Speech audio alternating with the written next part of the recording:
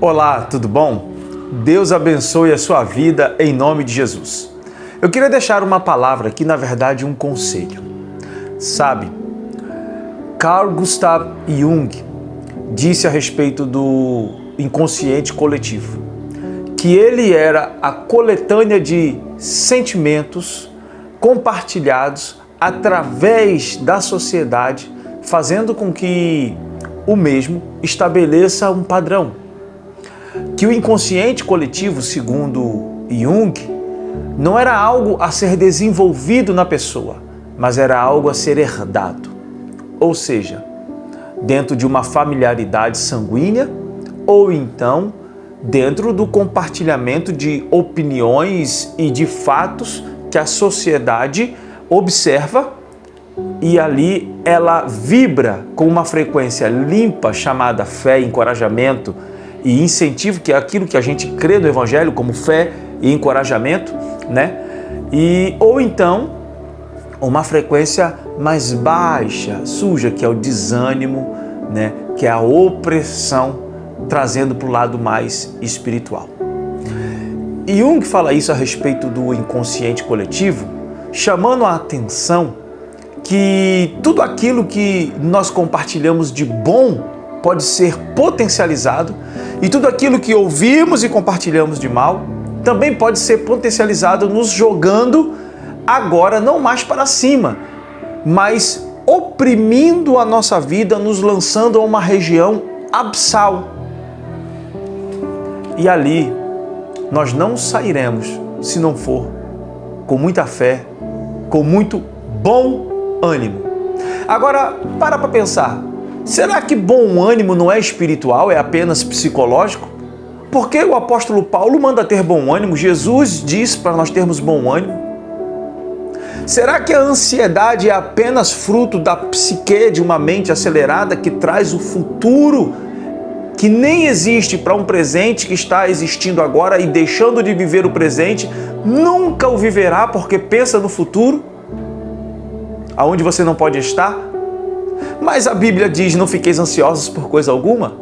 Jesus disse isso no Sermão do Monte e Paulo também fala muito isso. Aliás, Jesus fala mais de uma vez sobre isso. Quando nossas expectativas elas não são supridas, nós começamos a ficar desanimados. E o que eu quero aqui deixar rapidamente para você é aquilo que o apóstolo Paulo nos fala no livro de Filipenses, no capítulo 4. E a tradução original ali são conselhos, é o que chega mais perto do grego poené, apesar de Paulo falar outras línguas também. São conselhos que Paulo tá dando à igreja de Filipos. Filipenses é a carta da alegria, é a carta que simboliza felicidade, alegrai-vos. E é por isso, talvez, que Paulo dê tantos exemplos em Filipenses para que nós venhamos a estar alegres, otimistas.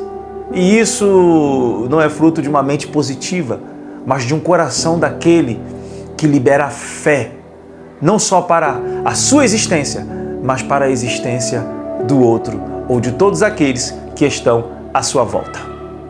Livro de Filipenses, no capítulo 4, no versículo 8, olha o que o apóstolo Paulo diz. Finalmente, irmãos, ou seja, se ele falou finalmente é porque ele falou muitas coisas antes, e aí eu aconselho você a ler a carta da alegria, a carta de Filipenses. Finalmente, irmãos, ocupai-vos, tende o vosso tempo ocupado nestas coisas. É lógico que tudo aquilo que ele vai falar aqui, você não vai ficar somente nisso. Você faz outras coisas, você pega o seu filho no colégio, você cozinha, você faz um monte de coisa, você cuida do seu marido, você cuida da sua esposa, você cuida dos seus filhos, você tem o seu trabalho secular. Mas entenda, seja razoável com aquilo que Paulo está dizendo aqui. Amém? Ocupai-vos com tudo no que é verdadeiro, nobre, justo, puro, amigável, honroso, virtuoso, ou que de qualquer modo mereça louvor. Você está entendendo o que Paulo está pedindo para você fazer? Às vezes nós nos ocupamos tanto permanecemos tanto tempo reclamando, falando daquilo que não acontece, mas isso só está gerando desânimo em nós, porque não está acontecendo. Existem dois motivos por não estar acontecendo: ou não é a vontade de Deus, ou não estou fazendo o meu melhor. Porque quando eu faço o meu melhor, não tem perigo. Isso acontece porque Deus honra o meu melhor. Se não for a vontade de Deus, pode não estar acontecendo agora, mas acontecerá no momento oportuno. De modo que eu tenho que permanecer fazendo e me aprimorando nisso até que eu venha estar pronto para que isto aconteça. Ora, se eu faço a prova, se eu vou lá, me submeto a uma autoescola e faço a prova e reprovo, é sinal porque eu tenho que treinar mais em casa. É sinal que eu tenho que pegar o carro ali na garagem, tirar 1, 2, 3 vezes para poder fazer o quê?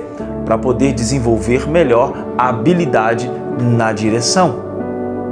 E depois que eu passei por esse processo, porque eu já tomei bomba 1, 2 vezes na autoescola, no momento certo em que eu treinei mais, em que eu disse, não, agora eu estou apto, com certeza a execução da prova na autoescola me trará a aprovação. O que eu estou dizendo é que só é provado para ser aprovado quem não desiste. Já quem desiste é aprovado para ser reprovado. E o apóstolo Paulo diz, ocupe o seu tempo então, não nas coisas que estão trazendo desânimo. Por quê?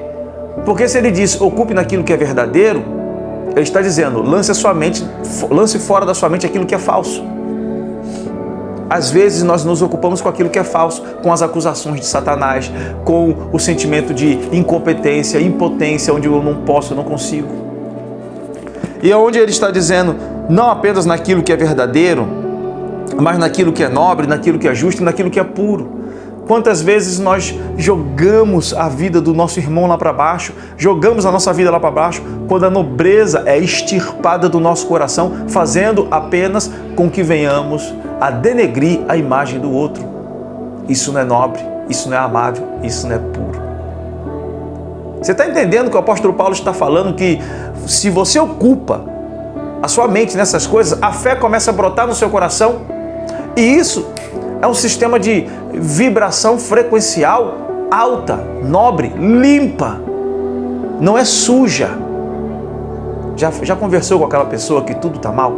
E aí eu volto no inconsciente coletivo de Carl Jung, as informações e sentimentos compartilhados da sociedade faz com que eu estabeleça um padrão de ânimo ou desânimo. E ele acrescenta, isso não se desenvolve. A camada, olha o que ele diz, esse conceito é a camada mais profunda da psique humana. Então isso vai fazer com que você tenha hábitos horríveis. Finalizando aqui, aquilo que eu penso é aquilo que eu falo.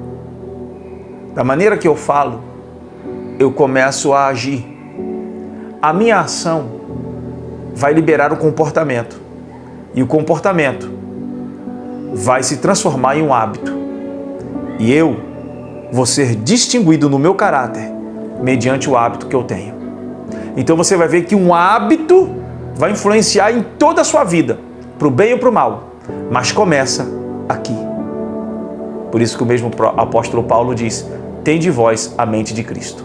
Pensar, falar, agir, ter um comportamento, até que vire um hábito. E virou um hábito, é que vai distinguir o seu caráter. Quais são os seus hábitos? Mude se for baixo, se não for nobre, se não for puro, se não for limpo. Mude. Agora, se for, potencialize, comece. Siga os conselhos do apóstolo Paulo, livro de Filipenses, capítulo 4, versículo 8. Deus te abençoe, em nome de Jesus.